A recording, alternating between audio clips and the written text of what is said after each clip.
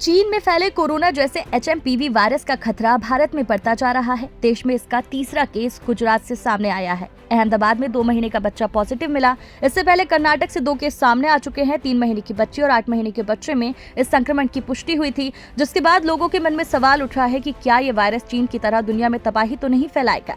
क्या इस बीमारी का कोई इलाज और वैक्सीन है? HMPV वायरस कैसे फैलता है और इसके लक्षण क्या है?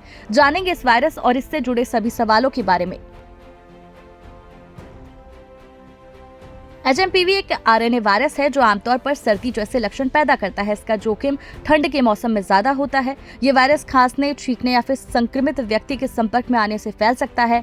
लक्षण 3 से 5 दिनों में दिखने लगते हैं। शुरुआत में इसके लक्षण सामान्य होते हैं, लेकिन अगर असर ज्यादा हो तो निमोनिया, ब्रोंकाइटिस का खतरा हो सकता है। HMPV वायरस के लक्षण: खांसी, बुखार, नाक बहना, गला खराब होना, खरखराहट, सांस की तकलीफ, रैशेस। HMPV वायरस का सबसे ज्यादा असर छोटे बच्चों पर देखा जा रहा है। इनमें 2 साल से कम उम्र के बच्चे सबसे ज्यादा प्रभावित है। इससे संक्रमित होने पर मरीजों में कोविड-19 जैसे लक्षण दिखाई देते हैं। भारत सरकार का कहना है कि देश सांस से जुड़ी बीमारियों के मामलों में किसी भी बढ़त से निपटने के लिए पूरी तरह तैयार है। बता दें, ये कोई नया वायरस नहीं, इसे कम से कम 50 साल पुराना वायरस माना जाता है। सबसे पहले नीदरलैंड में साल 2001 में इसका पता लगा था। पिछले साल भी चीन में इसके फैलने की खबर आई थी। इस वायरस का अभी तक कोई ऐसा वेरिएंट देखने को नहीं मिला जो कोरोना की तरह विस्फोटक हो। सबसे जरूरी बात, HMPV वायरस और कोरोना वायरस दोनों अलग अलग फैमिली का हिस्सा है। HMPV वायरस के लिए अभी तक कोई एंटीवायरल दवा नहीं बनी है। हालांकि ज्यादातर लोगों पर इसका बहुत सामान्य असर होता है, इसलिए घर पर ही रहकर इसके लक्षणों को मैनेज किया जा सकता है। वहीं इस वायरस से निपटने के लिए कोई वैक्सीन भी विकसित नहीं की गई।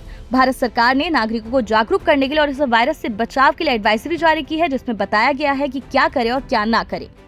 खांसते या छींकते समय अपने मुंह और नाक को रुमाल या टिश्यू पेपर से ढकें। अपने हाथों को लगातार साबुन और पानी या अल्कोहल बेस्ड सैनिटाइजर से धोएं। भीड़-भाड़ वाली जगहों पर जाने से बचें।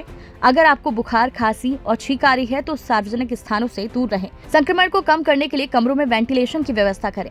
अगर आप बीमार हैं तो घर पर रहें और दूसरों से ना मिलें। खूब पानी पिएं और पौष्टिक भोजन करें। टिश्यू पेपर और रुमाल का दोबारा इस्तेमाल ना करें। बीमार लोगों के साथ नजदीकी संपर्क, तौलिया आदि का इस्तेमाल ना करें। बार-बार आंख, नाक और मुंह को छूना बंद करें। सार्वजनिक स्थानों पर थूकना नहीं है। चिकित्सक से परामर्श किए बिना खुद से दवा ना लें। ब्यूरो रिपोर्ट, चौथा खंबा।